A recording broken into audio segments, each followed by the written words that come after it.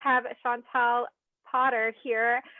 She is a documentarian, a filmmaker. She works in TV, and this is her directorial debut from a with a documentary as her directorial debut with Balloon Man.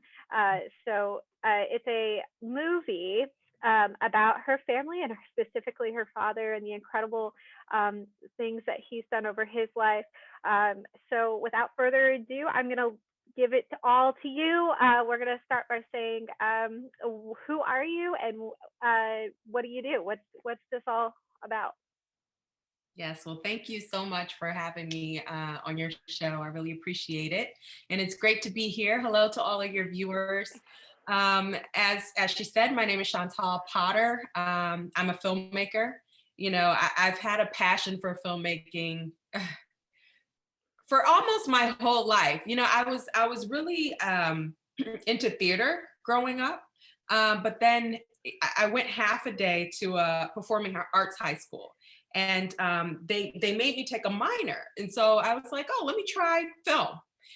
And I really wanted to be on stage in front of the camera at that time. But then when I started taking those classes, I just fell in love with being behind the scenes, and that has pretty much been my trajectory ever since.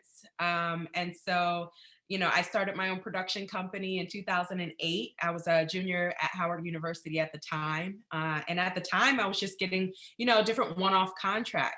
And then I realized, I really want to create. I enjoy creating original content. And so that's what I set out to do. And so with that, I was a producer at BET Networks for quite a few years. And I hosted my own show there on BET.com. They were called The Defining Moment and Turning Point. And I worked for the White House correspondent as his producer. So we were really just doing several news briefings every single day, following the news cycle and doing short form documentaries. And Balloon Man is my feature debut. And so we're really excited about that. I just got, it was just acquired by Gravitas Ventures, and we have a February 2nd release date. Thank you so much. And so it will be released on VOD. So we're encouraging everyone right now to go ahead and pre-order the film. It's available on Apple TV and iTunes, and it will be available on many streaming platforms come February 2nd, from Amazon Prime, Comcast, Verizon, you name it. So I'm really excited about this film and getting it across the finish line. It hasn't been easy. As any filmmaker knows, there are so many different trials that you'll face with completing a project, but this was fun. It was a wonderful opportunity to be able to do this with my father and, for him and for my family. And now that I have a daughter, when she gets a certain age, she can look back at this and learn all about our history and who her grandfather was. No, that's amazing. And also who her, what would be great grandmother and her great grandparents, were too, Absolutely. which is so Absolutely. amazing. Chantal is being very modest here, but when she was working in 2013, she actually got to go to Johannesburg, South Africa, and produce a documentary called Being Mandela, Continuing the Legacy. And it looks at Nelson and Winnie Mandela through their eyes of their granddaughter. And so I just wanted to say I'm like overly impressed, like as a documentary person who makes documentaries, like you've done some amazing work. So this is only like the quality and the caliber of this film, Chantal, is incredible. I've created a lot of documentary stuff where I've used animation, I've used voiceover, I've used singing, I've used different things within my films, and I saw that in yours. And so this is just, it's not something that, you seem very experienced, you know what you're doing. Like this is something that is, oh my gosh, I have to tell you, I like ugly cried multiple times, like watching this film. Oh, Like I like oh, I like connected on such a deep level. It's like it's scary how like you and I have had these crazy parallel lives. Like obviously I have nothing, I did not go up in a hot air balloon, but like Wow. Like I went to a performing arts school for theater, and then I went to college for, undergrad in film and everything. So like it's just really cool to like meet somebody who's like, oh my gosh, that's me too, me too. So it's No, I really appreciate that. I'm so happy that you were touched by watching the film. That's Oh, good news I was to my so ear. touched, so touched. I don't know if anyone told you, but like, so I have a similar story of what really immediately was like, I have to watch Balloon Man because my grandfather actually taught me about flight as well. But he did model airplanes, and so he would build model airplanes, go out to the flying field at Odark 30 with his flying buddies, and would go and like we would look at the what like your father does, look at the weather, look at like the air quality, is Mhm, it good mhm. day, is it windy, is it Right. bad, are we gonna like, but is my little model airplane gonna land over in the military base today or is it gonna land That's so cool. over the lake today? So I got to learn a lot about that too. So in many ways I was like, oh, I relate to this, like I didn't want to wake up early, but you know what, it's always worth it when you get out to the field and you're like, Oh, yeah. oh, here it A is, lot of early mornings, but once you're there and you see the sunrise, it's all worth it.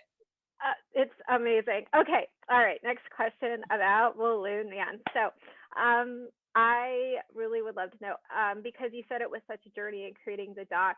How long did you spend creating the doc? Was this something that was always going to happen, or was it planned but realized not making, realizing that you were actually just making this story for your family or your father? But yeah, how did this whole story of Balloon Man came to be, and how long have you kind of been working on it? Because I see a lot of archival footage, I see a lot of new footage. When did you know that it was ready to just stop filming and start editing? Like, what was kind of the journey of this? Well, I always say, I believe my father started this film for me in the 50s, when he took his very first photograph of his grandmother and his little sister. He grabbed his dad's Super 8 millimeter camera in the 60s when MLK passed away and went out and filmed the procession. And he has so much footage, archival footage of just his family, Christmases and different events, cookouts. And so I had a lot to work with. I mean, he didn't know that he was going to have a daughter who would one day get into filmmaking and want to do a film on his life. But, all of these assets were available to me, when I started this film. And when I started, I was really just, I used to always go everywhere with a camera. So that documentary that I shot in South Africa, I just had my camera and I just so happened to meet Swati, who's Oh, the granddaughter of through a friend. It was that we all met up, we did brunch, and then I was like, can I interview you? And can you, take me around to all the different locations, that your grandfather and the museum. And so similar to that, I used to always just film. I'd go with my father to different balloon festivals up and down the East Coast, and I would really just capture these moments. And then eventually, I'm like, my dad was always a storyteller. I thought he was always a very interesting person and kind of a Renaissance man with an unlikely path. And so I'm like, you need a documentary. I have to do this. And so that's when we started, really planning it out. And I started bringing other, like, I got a DP on board, and we really just wanted to up the production quality of the film. We started doing interviews, with family members, with crew, with other experts within the ballooning field. And so, it's been a true journey. It's been a long journey as well, but I'm happy for I appreciate all the time that was spent, all the blood, the sweat, the tears, because it was all of that. Like you said, you were getting emotional watching it. Imagine, I interviewed my grandfather, and I remember when I was cutting the film, my grandfather had actually passed. And so I'm sitting here cutting this documentary, listening to my grandfather's voice over and over and over until I got the right cut and the right sequence, bawling my eyes out. This was the hardest thing that I ever had to do, you know? And So it was such a journey, but I appreciate the length that it took. You see my dad kind of grow up within this film. You see him age, and the ending. I didn't know how it was going to end, and then eventually he got the Ed Yost Master Pilot Award, and I was like, oh, I got my ending. This is perfect, you know. And it didn't even end that way because time passed, and I thought that there was a more appropriate ending for the film. And so I think, every moment mattered. Every year spent on this film mattered. And I'm just so happy that we were able to get it across the finish line. I'm happy that my father is here to witness it and to just see what we created together. I was like so sad. I like didn't want to like Google if he had, if he was alive or not at the end. I was like, no, I don't. I just, you know what? If he's gone, if he passed away, I'm just gonna be sad and then I'll move on. Like, Yeah. because I was so invested. Like, if I ever met your dad, I would just want to give him a hug because he just seems so awesome. And I think a lot Well, of that could people might happen because feel he's that here. way. He's well. So hopefully you guys can meet one day. He's a great hugger, a nice big bear hugs. Oh yeah, I mean, it's crazy because I'm sure he's probably still going out and doing balloon things, and he seems like someone who isn't going to just stay in a old chair and watch TV all day. Like that doesn't He's seem like him. You know what? He retired from ballooning. He had a stroke in 2019, and then Hmm. he retired from ballooning after that because just physically he couldn't do the thing. Yeah, Because ballooning is a very physical sport. You're lifting things, yeah. sometimes you land pretty hard. And so, but I say he has more of a social life than I do.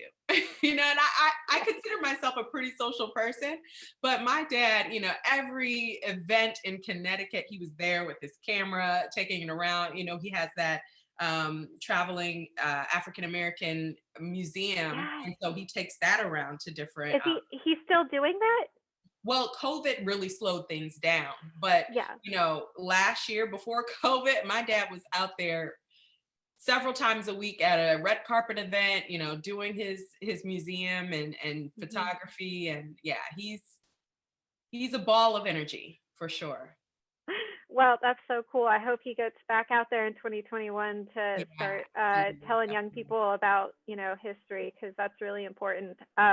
Especially, I'm excited to share this film hopefully with my middle schoolers because I feel like they need to see themselves on screen. So Wonderful. um, yeah. So anyway, that's what I'm hoping to do. But our next question is, what do you love about flying in a hot air balloon? Mm. It's just very peaceful flying up there. You kind of get away from all of your problems, all the things that are, on the ground level, and you're just floating. So it's quiet, you and normally you go at sunrise or sunset. So the two most beautiful times of day. So you could see the sunrise, you could see the sunset, and everything looks like little toys, people walking, little cars. You just feel like you could pick one up and just move it around.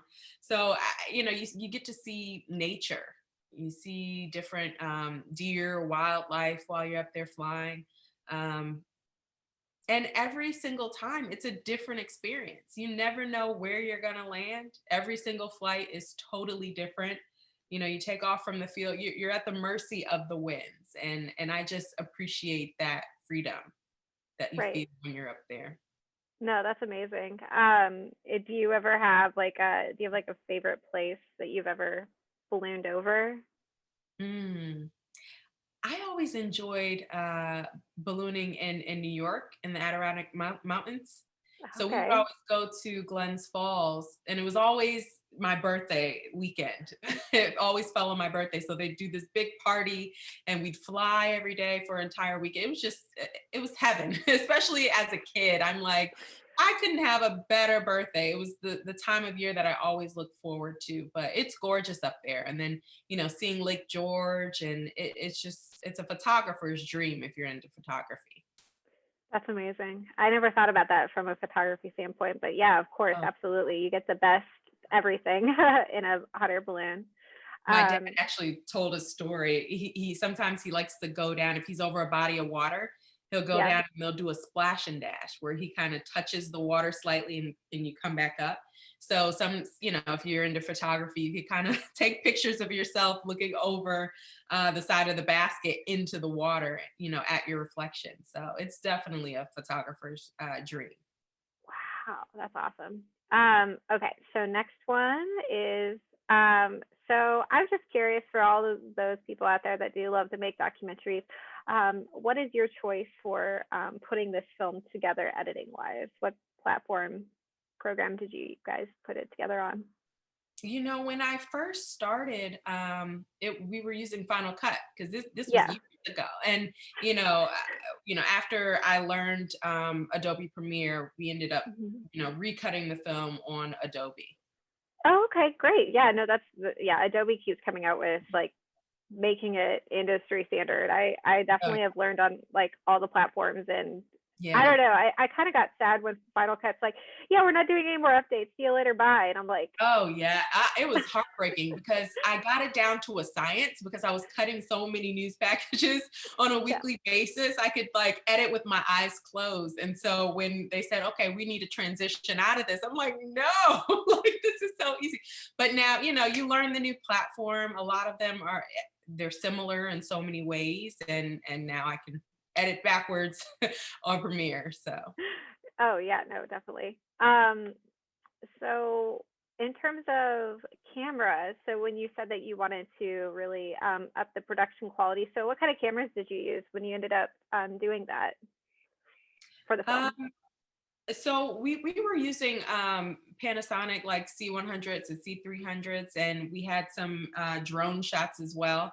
And when Okay. I first started and I had my camera, I remember purchasing my first camera in college, and it was a Panasonic HVX 200.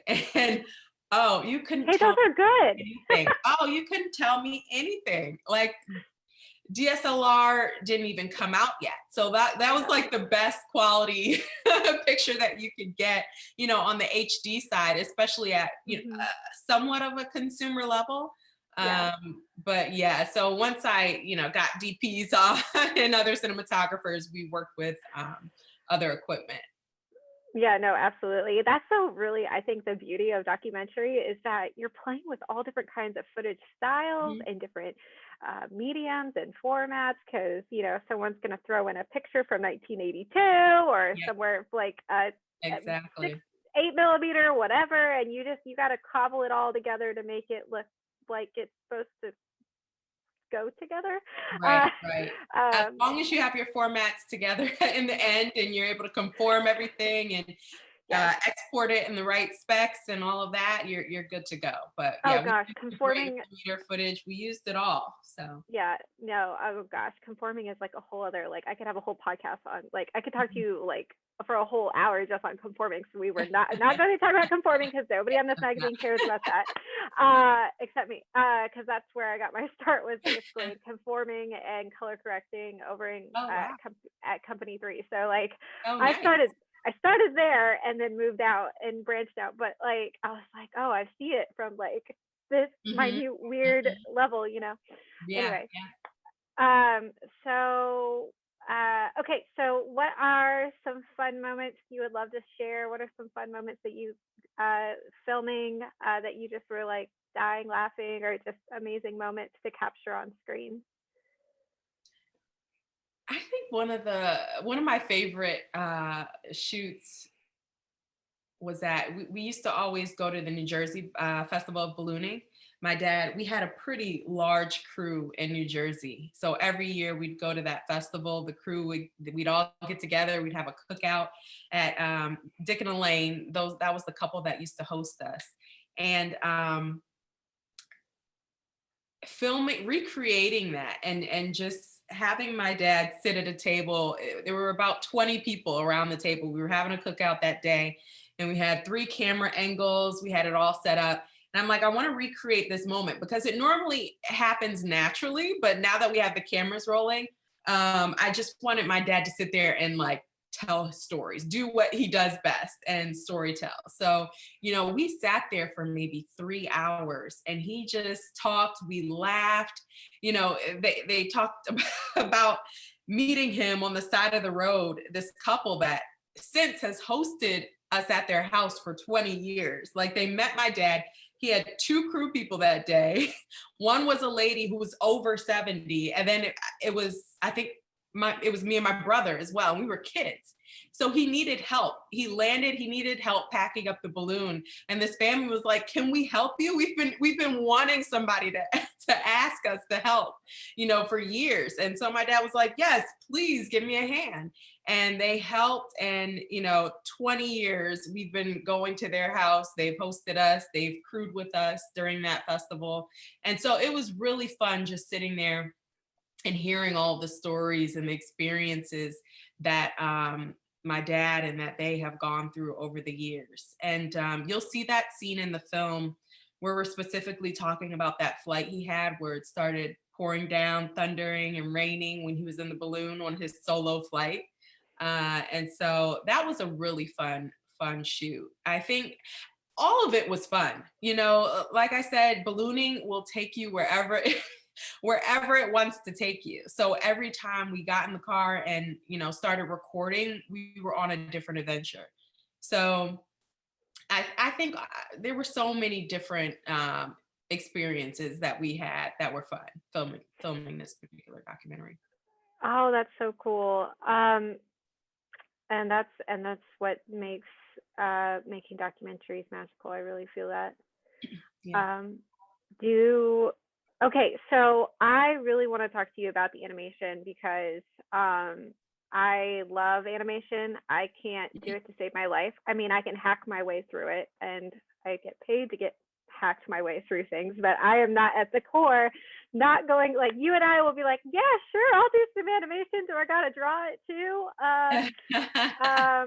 So what was the process of like going through and being like, yeah, I want to add some animated scenes? Like, what was kind of the inspiration for having the moving pictures and then the just kind of the animation sequences? Right. So I always pictured having animation in this film, and it comes down to, the title Balloon Man. I was painting my picture, well, a picture of my father as this superhero, which he is to me. And in doing this documentary, I've learned that I share him with so many people. It's not just me that, has this love affair with him. So it's like I always thought that it would be good to play off of this superhero theme. So I wanted some animation in it. And like I said, there have been so many different experiences that we've had in a hot air balloon, and all of them aren't on film. We like there have been some, really scary moments that we've had that I really couldn't capture. I wasn't there with the camera when it happened. So I thought that I could use animation to kind of illustrate some of those moments. And so and there was a point where we were fundraising and I'm like, I can't afford animation. Like this film is unfortunately not going to have animation. And then, miracles happen. And by the grace of God, my producer Capella came on board. She saw the vision and she's like, oh, we're going to get you animation. And we started working with an extremely talented animator. His name is A.K. Roy. And I really just laid out my vision. Like I said, here are the sequences that we would like to illustrate. And, I wanted to see some sketches of each character to see the direction that we were going to go. And he's so talented. I send him 2 pages of notes and a little sketch, and he'd come back and send me this amazing sequence within, days sometimes. So it was a really fun experience. The film was completely, it was almost in picture lock when we were able to get the animation added. So I just looked at the film and I said, okay, this scene, I always wanted people to visualize what we're actually talking about. And specifically that butterfly scene, I thought that would be a great visual moment because I was there in the balloon that day, when that happened. And I'm just like, I want people to experience this with me. And we were able to do that through the animation. It was an amazing experience. Like I said, I think that's the thing that's striking about this film is that the animated sequences are so beautiful and so spot on. They aren't hokey. They aren't, there for a comic effect or whatever. Like they actually have a purpose, and you could see that. And when animation is married with video, it's this happy dance of storytelling, really. So I think Absolutely. that's one of the cool things about documentary versus like live action just fiction works is that you can play with um animated sequences within documentary, which I don't think many people really take advantage of Mhm. necessarily. So that's super cool. Yeah, Do you think that expensive. you'll? I see why they don't. Animation is so expensive. You get a couple seconds, but it's going to cost you. Yes, or if you know some really really good friends who are like, all I right, know, how I much? know. It looks like I'm going to have to reach out to you for my next project if you dibble and dabble in animation. Oh, it sounds like I can hook you up with some friends. Okay. I have the habit. No, seriously, like I have a habit of knowing too many people. So seriously, find me on LinkedIn. We could be LinkedIn friends. But your Awesome. next project, let me know. I'll be your like Good. casting person or whatever, because I Sounds can good. hook you up. But yeah. So anyway, oh yeah, that's what I was gonna ask you. Do you feel like maybe since you've went through the animation process with your film, do you think you would be open to, are you going to go in kind of an animated route? Do you feel like you want to like direct some more pieces of an animation that are kind of docu based, or? Yes, I actually just had a meeting a few weeks ago with a producer. We are going to be working on an animated short. So, yeah, I can't Oh, say too much about it, but mm-hmm, I love animation. It's not something that I'm gonna, go into and do long term, but I mm-hmm. have an idea and I'm passionate about this particular idea. So, and it's animation. So, yeah, we'll see how that That's goes. that's so cool. Yeah, no, it's definitely animation and motion graphics are super powerful. I like got through the end of undergrad and realized that I should have went into motion graphics and not visual effects. But I was like, well, I guess I'll just start learning stuff. But anyway, I feel like I'm the great pretender. I know how to get stuff to looking good, but beyond like the faulty, like peel back the curtain, you're like, what's there? Oh, it's a pre-made template that you animated with a few keys. I was like, yes, because I'm just a storyteller. Please don't hire me to be an animator. Just kidding. So but it's if it works, it works. But no, I have like such admiration for people who can draw and animate in the computer and hand draw. Like, A true talent. I was not blessed with that gene. But then you talk to other people who are like, I don't know how you do what you do. Also, I teach 14-year-olds every day, so that's also apparently Right, not right. a talent. Everybody That's apparently a does. talent. Yeah, that truly is a talent. It really is. um, but anyway, so as we get down here, okay, all right. So we're about wrapping up here. So I know you've kind of talked about that this film was kind of a challenge to get made and done.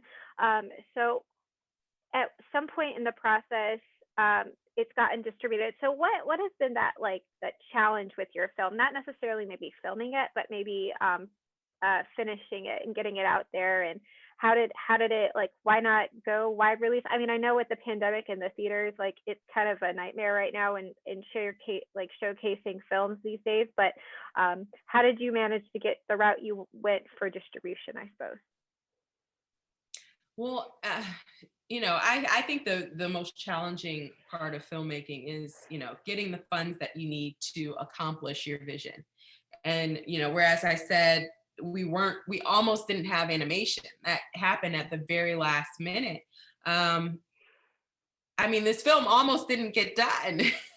You need funds, especially finishing funds, to take care of all the legal aspects, to get the E&O insurance once you do get distribution. There are so many things that go into delivering the film.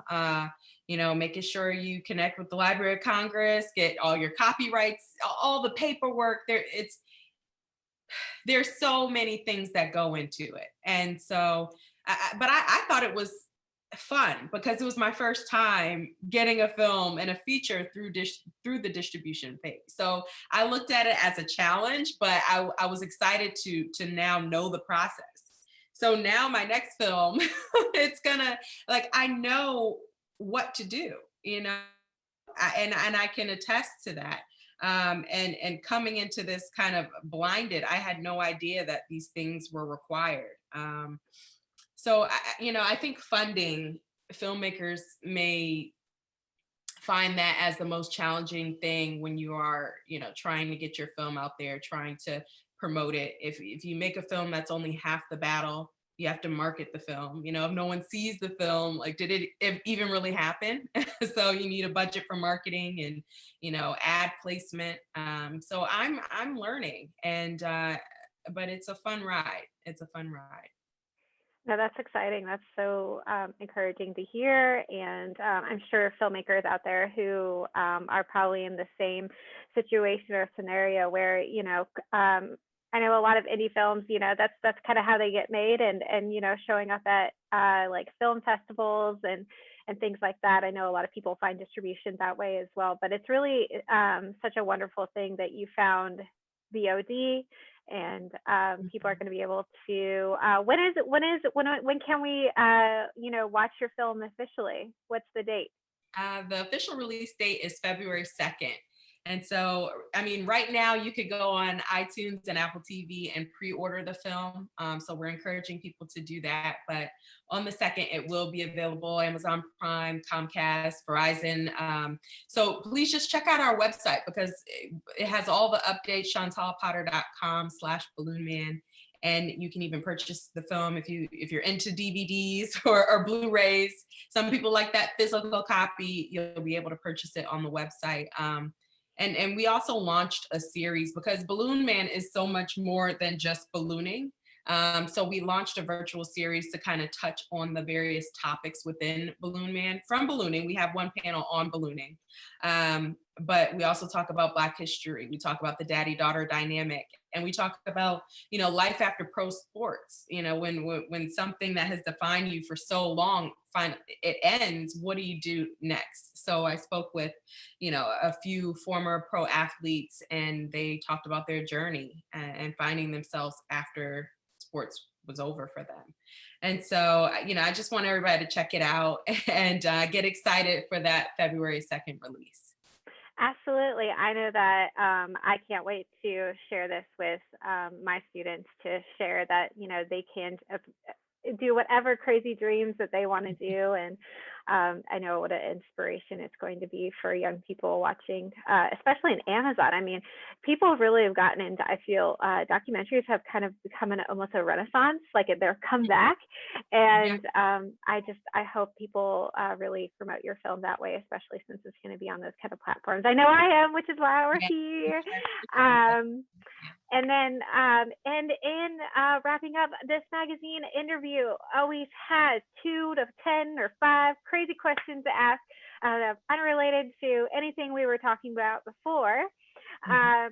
So before we do that, do you have any final thoughts on Balloon Man, or what you might be up to next that you might be able to share about? I know you mentioned you're working on an awesome short animated piece. Is there anything else maybe in the works that we could see from you soon? Yes, absolutely. So the short animated piece, I'm also writing my first narrative feature. So, you know, that was always the goal. And then I kind of fell into documentaries, which I now love as well. So definitely moving to the narrative side, and also interested in episodic directing. So. That's exciting. All right. Well, you are doing incredible things and inspiring people along the way, I'm sure of it. So if you could fly anywhere in a hot air balloon, where would it be? So it could be a different time period, different place, anywhere in the world or planet. Where would you go? You know what? I think I would love to fly over Cape Town. I've been to Johannesburg, I've been to Nairobi, and you know, I've gone on different safaris. But I would love to fly over and see the wildlife, see the coast. I think it's a beautiful place, and I've never been to Cape Town, so I would love to fly there. That seems like a really beautiful place. I agree. And then lastly, if you could interview anyone living or dead, who would it be? If you had got to create another documentary on another person, who do you think you would do it on? Interesting. Well, I think if I could interview anyone, it would probably be Ken Burns. And especially if we're talking about the documentary space, because, as I was creating this documentary, we were in post production, I signed up for Masterclass. And Yes, yeah, oh, I love Masterclass. And I love his particular I've lesson. watched his. Oh, Yes, oh, he is so inspiring. He helped me finish this film. He doesn't know it. He doesn't know me, but he is such an inspiration. Just hearing his story and how, doing the Brooklyn Bridge, and he had all this yes, anxiety. It's like, can I do this? Can I actually accomplish this and get this film done? He gave so many great tips and pointers, and I just wanted to know so much more. So I would love to sit with him and have a conversation and talk about, documentary filmmaking. I mean, he's a historian. I'm sure he's just a wealth of knowledge. I would learn so much. So yeah, I would love to do something on him. Hey, Ken. hey, Ken, if you're out Right. there, what do you think? What do you think of Chantal's film? Yes, absolutely. Well, thank you so much for having me host you and interview on the magazine. Thanks so much for sharing your story. And I can't wait to see how amazing and incredible your film will do on our VOD platforms. Make sure to go check her film out, guys. And we'll see you next time on the Mag. Thank you so much for having me. This was fun.